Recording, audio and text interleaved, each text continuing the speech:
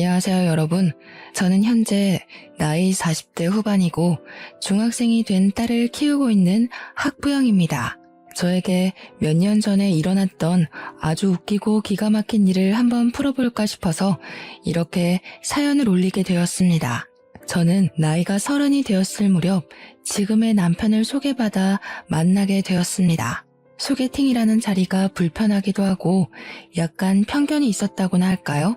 이 나이에 아직도 여자친구가 없어서 주변 사람들의 소개로 사람을 만나야 한다는 게 마음에 걸리는 부분이긴 했습니다.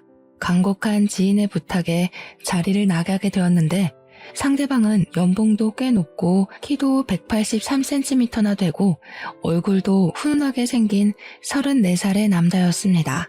저는 그 남자를 보자마자 더욱 의심을 하게 되었죠. 모난 구석이 하나도 없는데 왜 여자친구가 아직도 없을까 하고 말입니다. 길 가다가 명함만 뿌려도 여자가 따라붙을 것 같은 사람인데 이런 소개팅 자리를 전전긍긍하고 있다는 게 이상하지 않겠습니까? 그래도 사진으로 받아본 외모가 제 이상형에 가깝기도 하고 무엇보다 키가 큰 사람을 선호하고 있었기에 소개팅을 했습니다. 제가 여자치고는 키가 꽤 큰 편이라서 외적으로 마음에 들었고 만나보니 예상과는 다르게 진중하고 깔끔한 성격을 가지고 있길래 연애를 시작하게 되었습니다. 2년 정도 진득하게 만나본 뒤 제 나이 32살이 되었을 때 프로포즈를 받고 결혼을 하기로 약속했는데 그제야 이 남자가 저에게 속사정을 이야기하더라고요. 사실은 자기가 오래전에 결혼을 약속했었던 여자가 있었는데 파혼을 하게 되었었다는 과거 연애사였습니다. 그런데 그 이유가 다른 것도 아닌 예비 시모와 예비 신우 때문이었다고 털어놓더군요. 저는 갑자기 받은 황당한 고백에 놀라서 이게 다 무슨 소리냐고 물어보니까 예비 시모와 예비 신우가 시집살이를 시키듯 결혼하려고 약속했던 전 여자친구에게 핀잔을 줬다는 겁니다. 전 여자친구가 이혼 가정에서 자라 아버지와 단둘이 살고 있었고 내놓으라 할 직업이 따로 없었던 여자여서 그랬는지 시댁 식구들이 엄청나게 무시를 했었다고 하더라고요. 결국은 전 여자친구가 견디지 못하고 파혼 선언을 했고 결혼이 파투나는 바람에 상처를 입어 오랜 시간 혼자 지냈다고 했습니다. 한동안 여자 만날 생각이 전혀 없었는데 지인들 등살에 못 이겨 저를 소개받게 되었고 마음이 깊어져서 결혼까지 하고 싶어졌다고 이야기를 하더군요. 아무튼 예비 신우도 2년 전에 결혼을 했고 예비 시모 또한 자기가 그 이후로 여자를 만나지 않으니 걱정이 심해져서 간섭을 줄였다고 했습니다.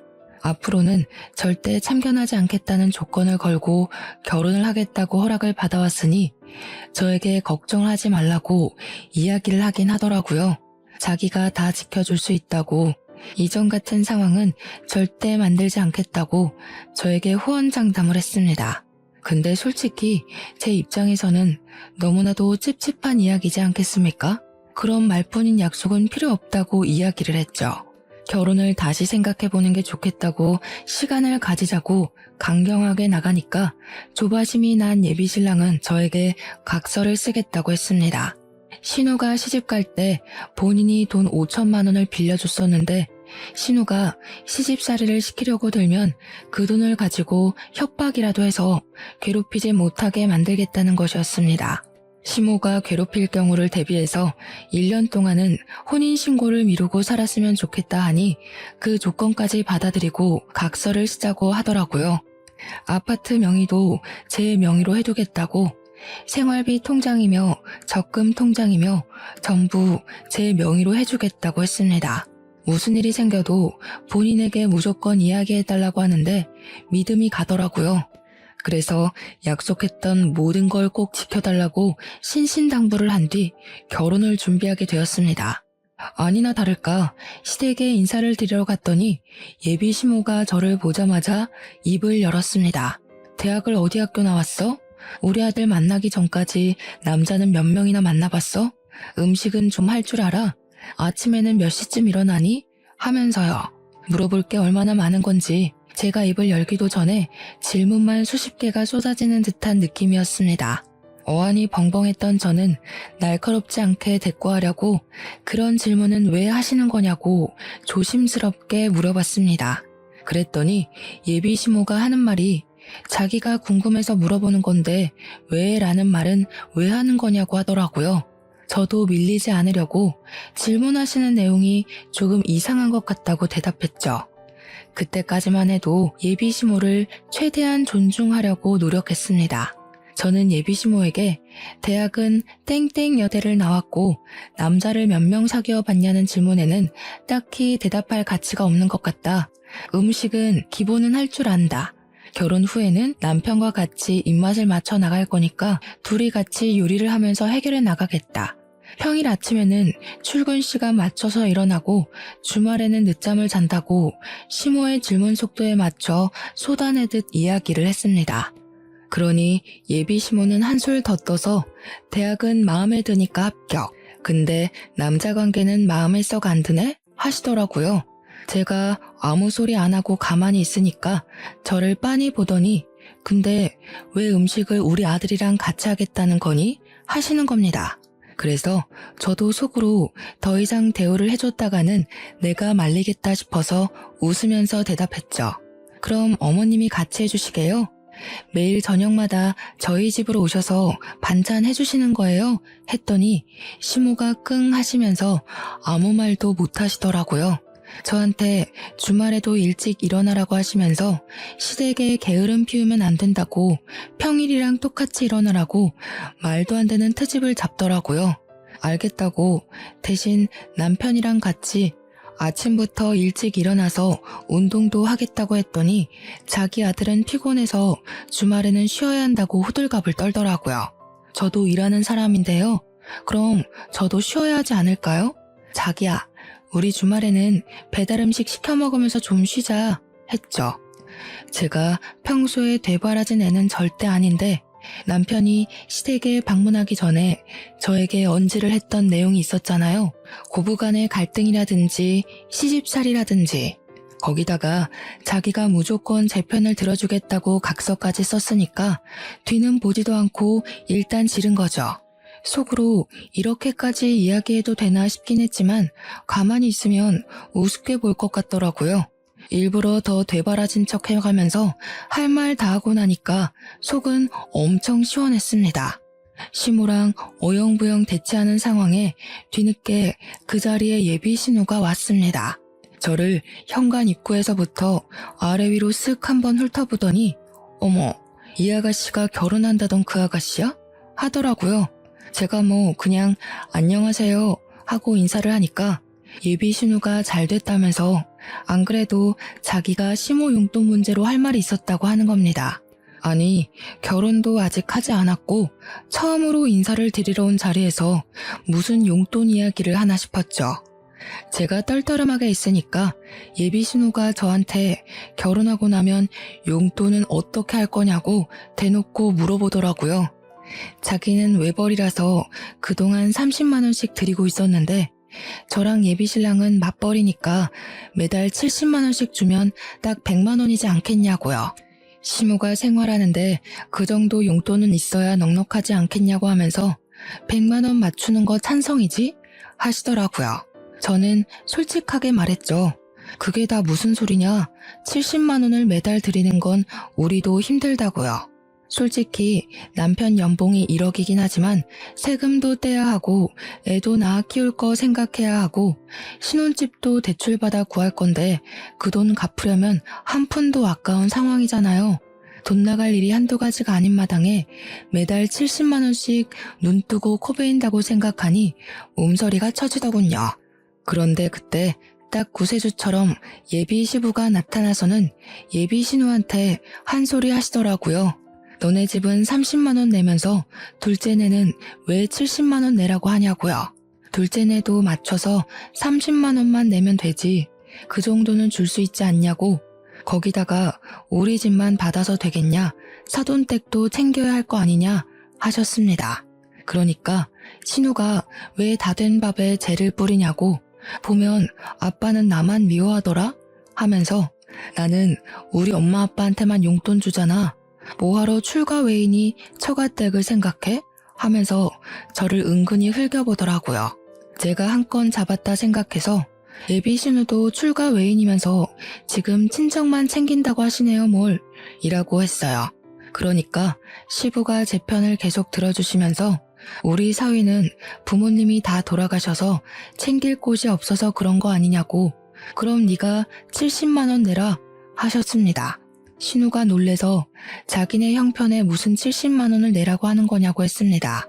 그러자 시부가 콧방귀를 끼면서 너네 형편만 따질 줄 아는 거냐고 애들 일은 애들이 알아서 할 거니까 괜히 쫓지 말고 신경 쓰지 말라고 하더군요. 그 말을 듣는 순간 저는 깨달았죠. 시부만큼은 내 편이구나. 비빌 언덕이 있다. 결혼해도 괜찮겠다 하는 것을요. 신우가 입을 삐죽이면서 시무 눈치만 보고 아무 말도 못하는 걸 보니까 시부 말이 최고구나 하는 걸 느꼈습니다. 당연히 우리 집에서는 뭐 연봉 1억에 키도 크고 얼굴도 훈훈하게 생긴 우리 남편을 당연히 쌍수 들고 좋다고 하셨고요. 앞으로 잘하겠다고 절을 하는 남편의 뒤통수를 보면서 이 사람 하나 믿어보고 결혼하자 하고 결심했습니다. 양가 상견례 자리 분위기 자체는 나쁘지 않았었는데 아주 미묘한 사건 한 가지가 터졌습니다. 신혼집은 남편과 제가 같이 대출을 받아서 구하기로 했고 혼수는 양가에서 반반씩 지원을 해주시기로 말을 다 마쳤습니다. 예단이니 예물이니 한창 떠들면서 훈훈한 분위기를 이어가는 와중에 신우가 갑자기 음식을 앞에 두고 우욱하면서 헛구역질을 하는 거예요. 순간 온 가족이 얼음이 되어서 신우를 빤히 쳐다보니까 신우가 웃으면서 사실 자기가 임신을 했다고 이야기를 하는 겁니다. 저는 기가 막히고 코가 막혔죠. 다른 자리도 아니고 굳이 저와 남편의 상견례 자리에서 임신했다고 말을 하는 게 뭔 행동인가 싶어서요. 제가 저도 모르게 허 하면서 신우를 바라보니까 신우가 자기 임신한 사실을 많은 사람들 앞에서 축하받고 싶었다고 하는 겁니다. 거기서 멈췄으면 사연에 덧붙이지도 않았을 텐데 글쎄 이 정신 나간 신우가 우리 부모님한테 그러는 거예요. 임신한 게 축복이니만큼 사돈 어르신들도 자기한테 선물 하나 해주시라고요. 제가 속으로 이게 무슨 개 같은 경우인가 하고 신우를 보고 있는데 저희 부모님도 무척이나 당황하신 거죠. 말로는 축하드려요 사돈 하는데 시모가 축하하면 성의를 보이심이 어떠냐고 사돈 댁에서 선물 하나 해주세요. 말로만 축하하지 마시고요. 하는 겁니다. 어쩜 그리 모녀가 쌍으로 뻔뻔할 수 있는지 제가 가만히 있어서는 안 되겠다 싶더라고요. 그래서 신우한테 다른 날도 아니고 제 상견례 자리에서 갑자기 이게 무슨 소리냐고 사납게 물어봤죠. 그러니 신우가 눈 동그랗게 뜨고는 뭐가 문제냐는 식으로 올케는 내가 임신 소식 전하는 게 아니고 하는 거예요. 완전히 여우가 따로 없죠. 저한테 다 뒤집어 씌우려고 저런 소리를 하는 거잖아요. 제가 그 자리에서 싫은데요? 하면 속 좁은 사람이 되는 거고 축하드려요 하면 꼼짝없이 선물을 바쳐야 하잖아요. 근데 남편이 딱 그러더라고요. 선물을 왜 우리 장인 장모한테 해달라고 하냐고요. 매형이 그 정도 능력도 없는 사람이냐면서 제 편을 딱 들어주는데 속이 시원하더라고요. 시부가 남편 편을 들면서 그러더라고요. 가족끼리 선물은 무슨 건강관리나 잘하라고요. 허구한 날 빨빨거리면서 싸돌아다니지 말라고요. 시부가 혀를 끌끌 차면서 너도 이제 자식이 생겨서 느끼겠지만 부모가 돼서 속도 썩고 고생을 해봐야 알지 하셨습니다. 이게 덕담인지 고생하라고 저주를 퍼붓는 건지 살짝 헷갈리긴 했어요. 신우가 씩씩거리면서 말로만 축하하는 게 어디 있냐고 두 손을 내미는데 제가 그랬죠. 엎드려 절받기도 아니고 마음에서 우러러 나오는 선물을 받으셔야 하지 않겠냐고요. 달라고 우겨서 받아내면 그게 강탈이지 선물인가요? 제가 아기 베넷저고리 정도는 해드릴 수 있다고 했습니다. 제가 막 기분을 살살 건드리면서 이야기를 하니까 저희 부모님도 깜짝 놀라시더라고요. 제가 평소에 그런 말을 하는 애가 아닌데 날선 반응을 일으키니까 저희 부모님이 저를 발로 툭툭 치셨지만 저는 오르쇠했습니다. 아무튼 신우가 자기는 연말쯤 출산할 예정이라고 하는데 저희가 말을 나눈 결혼식 날짜가 연말이었거든요.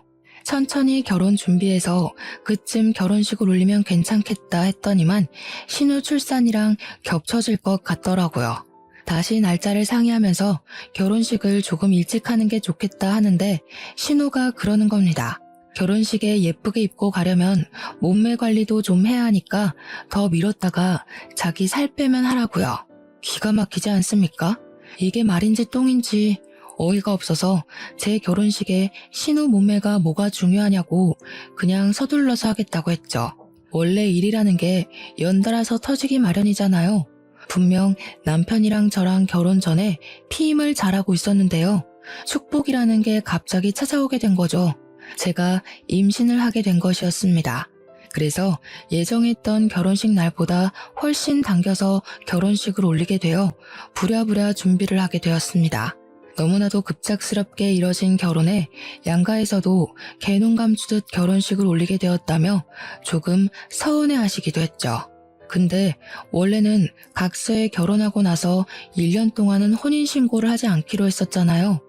아이가 생겨서 혼인신고를 하긴 해야 할 것 같은데 당장 하기에는 또 마음에 걸리고 남편과 상의 후에 아이 낳기 전에 혼인신고를 하자고 약속을 하게 되었습니다.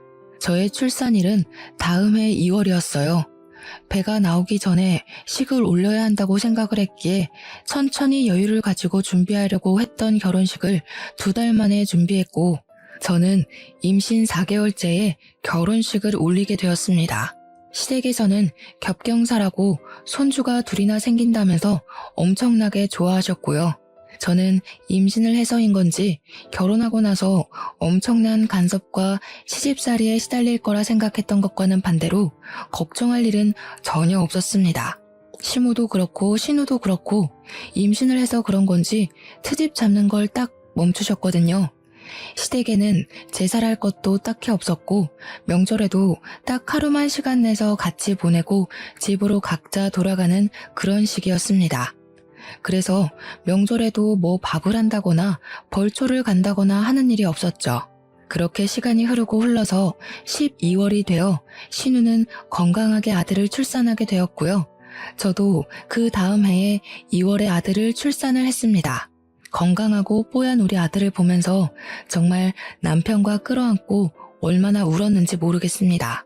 시부모님은 2분 다 갑자기 생긴 손주 둘에 푹 빠져서 정신이 빠질 정도로 좋아하셨는데 아무래도 우리 아들이 대를 이어야 할 아들이라고 생각하셨던 것 같아요. 시부가 티가 날 정도로 우리 아들을 더 예뻐해 주시긴 했거든요. 과자를 사 먹으라고 용돈을 마구마구 찔러주셨고요. 신우는 항상 그걸 가지고 불만을 토로했고 차별당하는 기분이 좋지 않다며 저에게 계속 이야기를 해댔습니다. 아무래도 시부성을 따른 손주가 더 귀한가 보다 하면서 차별 노래를 불러대니 저와 남편은 가시방석에 앉은 듯 했죠. 미안한 마음도 들고 하니까 저랑 남편이 일부러 신우네 아들 선물을 더 많이 챙기기도 했고요. 근데도 신우는 고마운 줄 모르고 맨날 우리 아빠가 나는 출가 외인이라 그러냐? 우리 애는 신경도 안 쓰네 하면서 서운해했습니다. 불만만 가득 뿜어대면서도 시댁에 와서 죽치고 있으니까 저도 너무 불편했죠.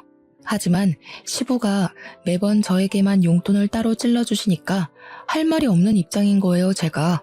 그렇게 시간이 흐르고 흘러서 3년쯤 흘렀던 어느 날 시부가 갑자기 우리 아들에게 뭐 필요한 거 없냐고 물어보시더라고요.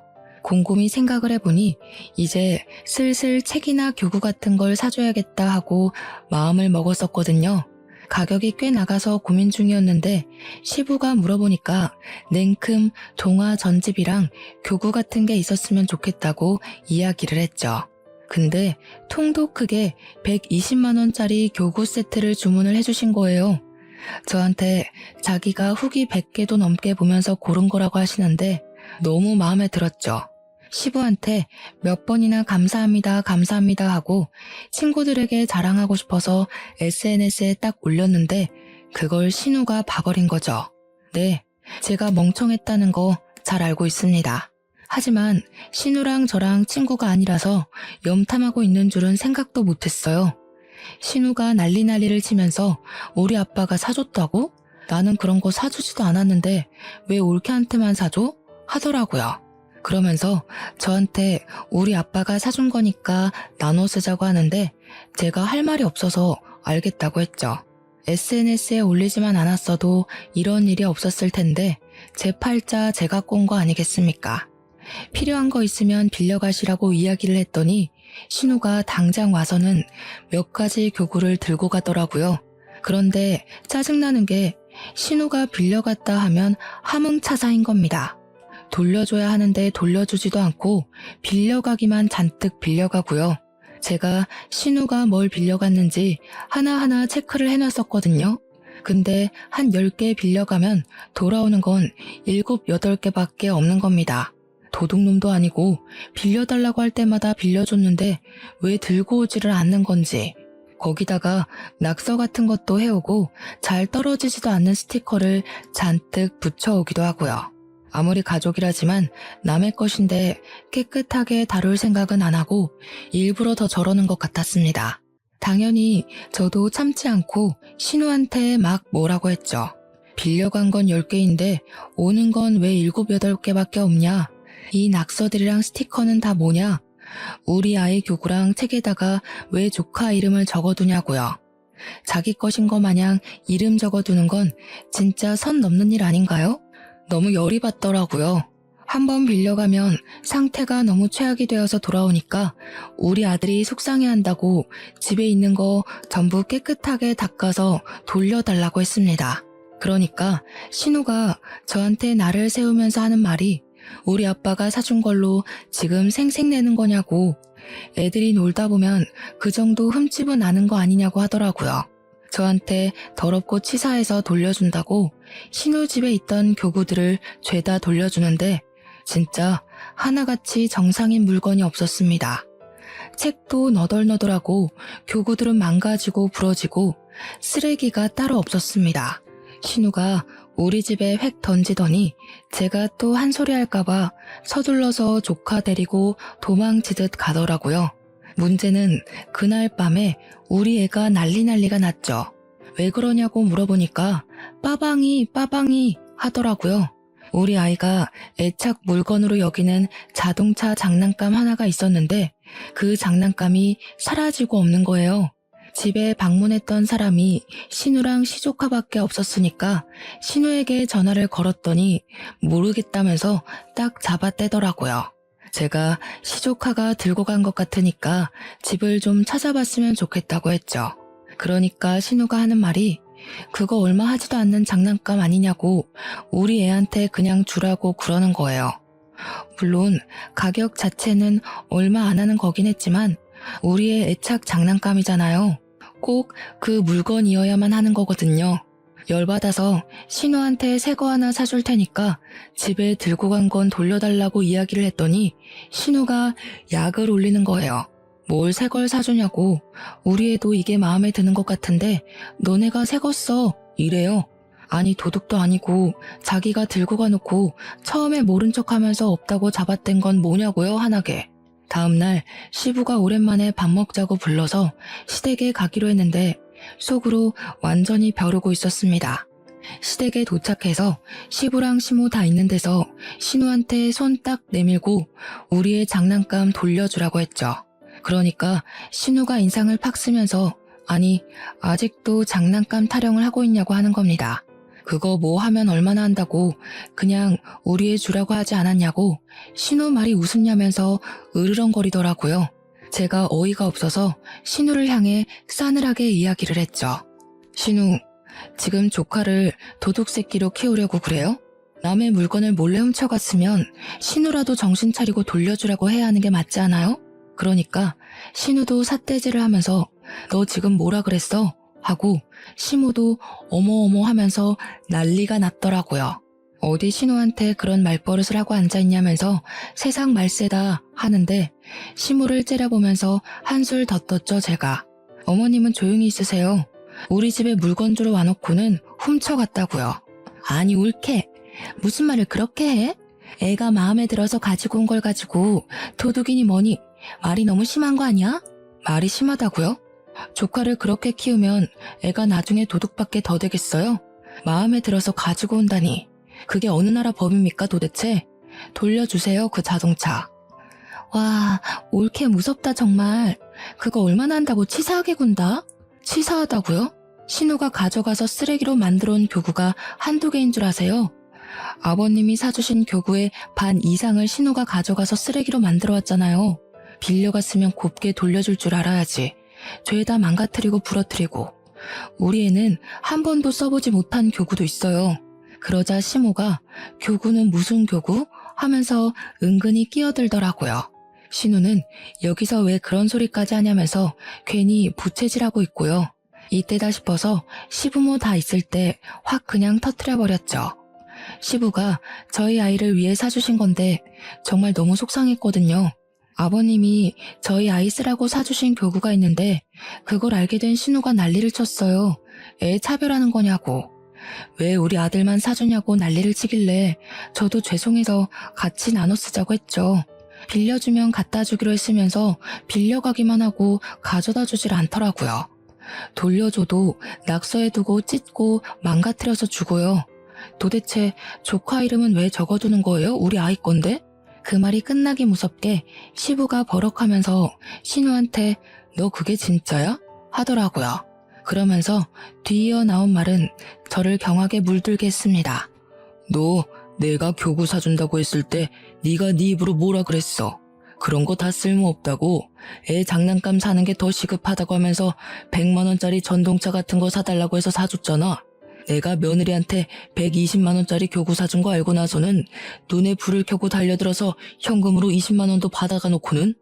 그러니까 시부한테 받은 건 입을 싹 씻고 저한테 차별하면서 저희 아이 교구만 망가뜨리고 있었던 거죠. 어떻게 사람의 탈을 쓰고 저런 짓을 아무렇지도 않게 하는지 기가 막혀서 신우한테 저게 다 사실이냐고 이야기를 했어요. 신우도 지금 받아놓고 나한테 빌려주기 싫어서 입을 싹 씻은 거냐고 막 달려들었습니다. 그러니까 신우가 당황해하면서 교구를 같이 쓰자고 한 건 옳게 아니냐면서 자기가 뭘 잘못했냐고 하대요. 저도 신우한테 그럼 조카의 전동차를 빌려달라고 당당하게 요구를 했더니 신우가 그건 우리 애가 너무너무 좋아하는 거라 없으면 안 된대요. 신우도 지금 우리 아들 액착 장난감 들고 가서는 안 돌려주는 거 아니냐고, 내가 하면 로맨스고 남이 하면 불륜이냐고 물어봤죠. 그러니까 자기도 할 말이 없는지 입을 꾹 닫고 가만히 있더라고요.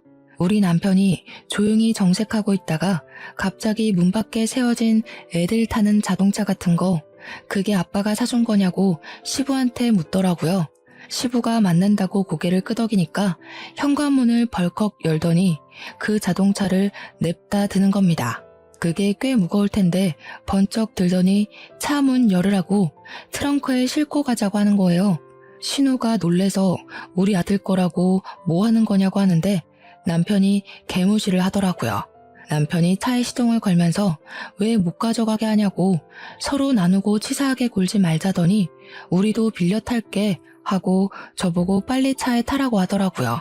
남편이랑 집으로 돌아오니까 바로 전동차를 꺼내더니 아들 태우라고 하는데 속이 시원했습니다. 전동차 상태를 보니까 신우가 애지중지한 것 같더라고요. 신우는 계속 남편한테 저한테 전화하는데 저희는 무음으로 돌려놓고 무시해버렸습니다. 남편이 집에서 유성매직을 가지고 오더니 아들에게 쥐어주고는 차에다가 낙서나 실컷 타라고 하는데 빵 터졌네요. 우리 아들 보고 이름 쓸 줄 모르냐고, 모르면 아무 그림이나 막 그려보라고 하는데 하얀색 전동차에 매직으로 낙서를 하더라고요. 거기에서 멈추지 않고 남편은 집에 있는 잘 뜯어지지도 않는 종이 스티커를 막 들고 오더니 차에 붙이기 시작했습니다. 이 정도는 해줘야 제대로 된 복수 아니겠냐고 하면서요.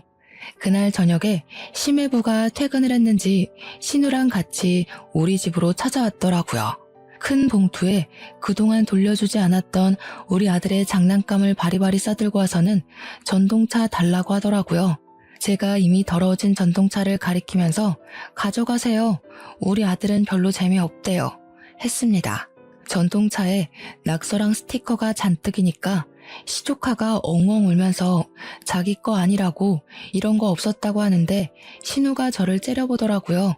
꼭 이렇게까지 치사하게 굴어야 속이 시원하겠냐고 이야기를 하는데 저도 신우처럼 눈 동그랗게 뜨고 모른 척 했습니다. 제가 뭘 어쨌냐고. 신우도 우리 아들 거 이렇게 다루길래 저도 그래도 되는 줄 알았죠 하면서 눈치 없는 사람처럼요. 심해부는 우리 부부에게 아무 소리도 하지 못하고 전동차를 낑낑 들고 집에 가자고 신우랑 시조카를 데리고 가더라고요. 그 뒤로 우리 아들 장난감을 빌려달라고 한다거나 훔쳐가는 일은 없어졌습니다. 하지만 그 이후에도 몇 번의 비교질이 있긴 있었습니다. 하지만 저는 모든 사실을 다 알게 되었죠. 사실은 시부가 그동안 저에게만 용돈을 주었던 게 아니라는 사실을요. 시모가 신우에게만 용돈을 주는 것을 시부가 알게 되어서 신우 몰래 저에게만 따로 용돈을 챙겨준 것이었습니다. 처음에 이야기를 들었을 때 얼마나 경악을 했었는지 제가 다 알게 되었다는 것을 신우에게 티를 내자 그 뒤로 저에게 아무 말도 하지 못하더군요. 아이들이 커서 어린이집에 가고 유치원에 갈 때에도 고민 끝에 저희 아들을 영어 유치원에 보내기로 결정을 하고 이야기를 하니 돈으로 유세 떤다고 난리를 치더라고요. 저희 돈으로 저희 아들을 영어 유치원에 보내겠다는데 신우가 왜 거품을 물고 달려드는지 결국에는 신우도 저희 보란 듯이 시조카를 영어 유치원에 보내기로 했다고 하면서 없는 형편에 사치를 부리더군요. 꾸역꾸역 유치원을 졸업하고 나서 초등학교에 입학을 하고 난 다음 또다시 일이 터졌습니다. 조카와 우리 아이가 초등학교 입학할 때 시부가 정년퇴직을 하시고 노후를 즐기시겠다고 선언을 하셨거든요. 우리 시부의 취미가 난각구기, 꽃 심기 이런 것이었는데 정년퇴직을 하시고는 등산을 다니시기 시작하셨어요. 근데 등산이라는 게 보통 주말에 하는 취미잖아요. 주말마다 시부가 나가니까 시모가 은근히 저랑 신우를 붙잡고 시부가 바람난 것 같다고 하시더라고요. 제가 기가 막혀서 시부가 그럴 사람이냐고 나이도 벌써 70대 중반인데 바람은 무슨 바람이냐고 했죠. 그렇게 걱정되시면 시모가 따라서 등산에 가면 되는 거 아니냐. 부부 등산도 많이 하더라 하니까 일 없다 하시대요. 시모가 뚱뚱하시거든요. 운동하는 걸 엄청나게 싫어하시니 그럴 수밖에요. 시조카가 초등학교 3학년이 되고 우리 아이가 초등학교 2학년이 되었을 때쯤 발육 상태에 차이가 나기 시작했습니다. 제가 여자치고는 키가 큰 편이라고 했었잖아요. 제 키가 169cm거든요. 우리 남편의 키는 183cm고요. 시부랑 시모도 키가 꽤 큰 편인데 신우만 혼자 키가 157cm로 작은 편이었습니다. 심해부의 키도 저랑 눈높이가 비슷한 걸로 봐서는 160 후반대거나 딱 170 정도로밖에 보이지 않았고요. 그러니까 우리 아들은 초등학교 2학년임에도 불구하고 키가 130cm였거든요. 근데 시조카는 키가 훨씬 작았어요. 3학년이라고 해도 개월수 자체는 2개월밖에 차이가 안 나긴 하지만 키가 113cm밖에 안 됐거든요. 누가 봐도 우리 아들이 형처럼 보이고 그래서 신우가 키 가지고 엄청 스트레스를 받아 했었습니다. 그런데 우리 아이가 발육 상태가 좋은 만큼 밥을 정말 많이 먹고 가리는 것 없이 참 잘 먹어요. 저랑 남편이 부부 동반으로 일이 있어서 어쩔 수 없이 시댁에 하루 아이를 맡겼는데 그날 신우도 시댁에 조카를 데리고 방문을 한 거죠. 그날 저녁에 시부모님께 아이를 봐주셔서 감사하다고 인사를 드리고 집에 왔는데 애가 배가 고프다고 밥을 달라고 하는 겁니다. 저녁 안 먹었어? 하니까 짜장면을 먹긴 했는데 배가 고파 죽겠대요. 왜? 얼마 못 먹었어? 하고 물어보니까 자기는 매운 걸 전혀 먹질 못해서 짜장면을 시켰고 시조카는 매운 걸 워낙 잘 먹는다고 짬뽕을 시켰대요. 근데 막상 음식이 도착하니까 짜장면이 먹고 싶다면서 반을 덜어가더라는 겁니다. 우리 아이가 매운 거 못 먹는 걸 뻔히 알면서 짬뽕을 먹으라고 덜어주더래요. 아이가 결국 짜장면 반 그릇으로 저녁 내내 시간을 보냈으니 당연히 배가 고팠던 거죠. 시조카는 짜장면에 짬뽕까지 다 처먹었다고 하는데 짜증이 확 나더라고요. 키 차이는 그렇게 나는데 시조카가 몸무게는 훨씬 더 많이 나가거든요. 소화비만 판정을 받을 정도로 몸이 퉁실퉁실했어요. 우리 아이에게 밥을 차려주면서 다음부터는 나눠 먹기 싫다고 하던가 아니면 곱빼기로 시켜달라고 이야기를 하라고 했죠. 한 3주쯤 지나서 부부 동반 모임에 참석하느라 아이를 또 시댁에 맡기고 모임이 끝난 뒤 데리러 가니까 우리 아이 표정이 좋지 않더라고요. 혹시 오늘도 짜장면 먹었어? 하니까 신우 눈치를 슬쩍 보면서 고개를 끄덕이는데 먹는 걸로 치사하게 굴었구나 싶었습니다. 시댁에 신우랑 시조카, 시모까지 다 있어서 거기서 이야기를 꺼냈죠. 우리 애도 짜장면 한 그릇 다 먹을 수 있는 아이라고 시조카에게 반 덜어주고 싶으면 앞으로 우리 아이는 곱빼기로 시켜줬으면 좋겠다고요. 그랬더니 우리 아이가 울먹이면서 곱빼기를 시켜달라고 했더니 소화비만 된다고 안 된다면서 말렸다는 겁니다. 제가 진짜 너무 화가 나서 시조카를 보면서 말을 했죠. 누가 누구 보고 비만 타령을 하는 거냐고요. 그러니까 신우가 지금 우리 애 들으라고 한 소리냐면서 눈에 불을 켜고 달려들더라고요. 지금 우리 애가 비만이라는 거야? 뭐야? 안 그래도 학교에서 6개월마다 체중 검사하는데 애가 자꾸 비만으로 떠서 스트레스 받아 한다고. 우리 애 앞에서 상처 주지 말고 말 좀 가려서 할 수 없어? 어머, 비만 맞잖아요. 학교에서도 살 빼라고 줄넘기를 강제로 시킨다면서요? 벌써 그러면 어떡해요? 보아하니까 식탐까지 있는 것 같은데. 너 그러면 살 못 뺀다? 근데 그 순간에 등산을 다녀온 시부가 현관문을 열고 들어오셨습니다. 시조카를 보면서 벌써 비만이면 어떡하냐고, 먹는 것부터 조절을 해야지 짜장면을 먹이면 어떡하냐고, 열량도 높은 음식이라고 2차 잔소리를 시작하셨습니다. 그러니까 신우가 키 크려면 가리는 것 없이 먹어야 하는 거라면서 비만은 무슨 비만이냐고 이거 다 키로 갈 거라고 하더라고요. 그래서 제가 풋 하는 소리를 일부러 내면서 웃었죠. 신우, 키는 유전인 건 몰라서 그래요? 신우도 작고 심해부도 뭐. 아무튼 먹는 거 조절하는 게 좋을 것 같아요. 거기다가 운동을 해야 애 키가 클 텐데 이야기 들어보니까 주말 내내 시댁에서 휴대폰만 본다면서요? 그것도 누워서요. 시부가 듣다 안 되겠는지 시조카한테 앞으로 주말마다 할아버지 따라서 등산을 가자고 했습니다. 그러자 시조카가 기겁을 하면서 등산 죽어도 싫다고 하는 거예요. 시부가 등산이 얼마나 좋은 운동인지 아냐고 같이 가면 재밌을 거라고 하니까 시조카가 거기서 폭탄을 딱 던진 겁니다.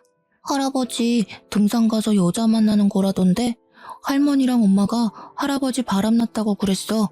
그 말에 당연히 집안 사람들 표정이 싹 굳고 사색이 되었죠.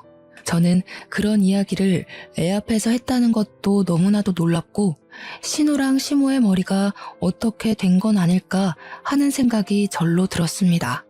시부가 너무 놀라서 눈을 껌뻑껌뻑 하더니 얼굴이 새빨갛게 달아올라서 시모랑 신우를 향해 소리를 치셨습니다.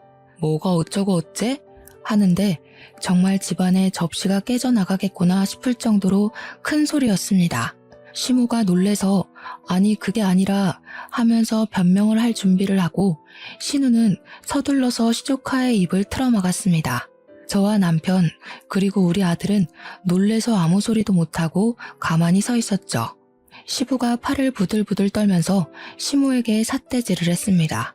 이 인간들이 뭐가 어쩌고 어째? 바람? 이 할망구가 노망이 났나? 내가 등산을 같이 가자고 할 때는 죽어도 싫다고 하더니 바람이 뭐? 첫째 너는 생각도 없이 그걸 지 자식 있는 데서 씨부리고 있어? 부끄럽지도 않아? 뭐 잘난 소리라고 지 입으로 떠들어 제껴? 아니 아빠, 그냥 농담 삼아서 한 말인데 뭐 이렇게 화를 내고 그래. 아빠가 주말마다 등산에 가니까 그냥 우리끼리 우스갯소리로. 농담할 게 따로 있지. 얘 며느리야, 너도 이 헛소리를 들은 적 있냐? 시선이 전부 저한테 한데 모였는데 이때다 싶은 마음도 슬쩍 들더라고요. 그래서 고개를 끄덕끄덕 했죠. 그러니 시부가 거실에 있던 휴지값을 시모 쪽으로 던지면서 화를 내셨습니다. 이 인간들이 단단히 노망이 났다고 당장 병원에라도 가둬야 하는 거 아니냐고요. 그런 소리를 씹으려서 사람을 부도덕한 사람으로 몰아간다고 하시면서 시부가 시모에게 그러셨습니다. 뭐 눈에는 뭐만 보인다더니 당신이 그런 소리를 자기한테 해도 되냐고요. 그 말에 시모가 사색이 되어서 왜 또 옛날 이야기를 꺼내고 그러냐고 하는데 저랑 남편은 영문을 몰라서 시부모를 쳐다만 봤죠. 이 옆에 내가 몇 년 전에 바람이 났을 때도 내가 눈 꼭 감고 한번 넘어가 줬는데 이제는 나를 바람난 인간으로 몰아? 이런 부도덕하고 몰상식한 인간 같으니라고. 꼴도 보기 싫어. 나가. 그러더니 신우를 향해서 말씀하시더라고요. 네가 네 엄마 데리고 나가라고요. 끼리끼리 지지고 볶고 잘 살아보라면서 냅다 큰 보스턴백을 들고 오셔서 짐 싸라고 시모에게 던지셨어요. 시모는 끝까지 잘못했단 소리 없이 짐 싸서 신우 집으로 가시더라고요. 근데 신우가 제 코가 석자인 사람이잖아요. 며칠 지나고 신우가 시모에게 눈치를 줬나 봐요. 집으로 돌아가라고요. 시모가 울며 겨자 먹기로 시댁에 왔는데 시부가 비번도 바꿔버리고 행동력 있게 집도 부동산에 내놔버린 거죠. 시모한테 따로 살자고 하면서 황혼 이혼 모르냐고 별거 하자고 자기는 원룸 가서 살 거라면서 이혼 소송도 불사하겠다 선언을 하셨습니다. 꼼짝없이 신우가 시모를 모시고 살게 됐는데 시모도 돈이 없으니까 우리한테 시모를 모시고 가라고 떠넘기더라고요. 하지만 우리 남편이 든든하게 제 편 들어주기로 했잖아요. 딱 잘라 거절을 했습니다. 누구 때문에 파혼했었는지 기억도 못하는 거냐고. 마누라랑 각서 쓴 게 있어서 시모 모시고 살면 당장 이혼이라고 했죠. 신우가 어이없어 하면서 그럼 매달 생활비라도 보태주라고 하면서 남편한테 둘 다 자식이니 그 정도는 해야 되지 않겠냐고 했대요. 우리 남편이 와이프에게 물어보겠다고 하면서 저에게 뭘 물어보는 신용을 하더니 바로 신우한테 그러대요. 누나, 나 생활비는 못 도와줄 것 같아. 우리 와이프가 누나 시집갈 때 빌려준 5천만 원도 받아오라고 하는데 어떻게 생활비 이야기를 하겠어. 우리 남편이 한술 더 떠서 말을 하니까 제가 나설 필요도 없었습니다. 신우는 당황해하면서 그 돈 결혼 선물로 준 거 아니냐고 하니까 남편이 모르는 척 하더라고요. 누가 원수 같은 누나 결혼하는데 5천만 원이나 선물로 줘? 그때 차용증 쓴 거 내가 아직 가지고 있는 거 몰라서 그래? 신우는 남편 보고 독한 인간이라고 그걸 아직까지 가지고 있냐고 하더니 그 뒤로 생활비 보태라는 말이 쏙 들어가더라고요. 결국 시부랑 시모는 시부의 강력한 바람으로 이혼을 했고요. 시부는 지금 우리 집 근처 원룸에서 혼자 노후 라이프를 즐기고 계세요. 신우랑 시모는 맨날 나가라 못 나간다 하면서 싸우고 있다고 신우가 가끔 저에게 전화와서는 시모 모시고 가면 안 되겠냐고 하는데 누가 그 제안을 받아들이겠습니까? 당연히 거절하고 있고요. 남편은 결혼 전에 저에게 약속했던 대로 커다란 벽이 되어주고 있어서 시모도 차단해버리고 아이와 시부와 즐거운 시간 보내면서 살고 있습니다. 이래서 사람이 너무 욕심만 부리고 심술만 부리고 살면 안 된다는 걸 깨닫게 되네요. 여러분들도 이런 어처구니 없는 일을 당하시면 당황해하지 마시고 현명하게 잘 대처하길 바랍니다. 저의 긴 사연 들어주신 여러분 감사합니다. 행복한 하루 되세요.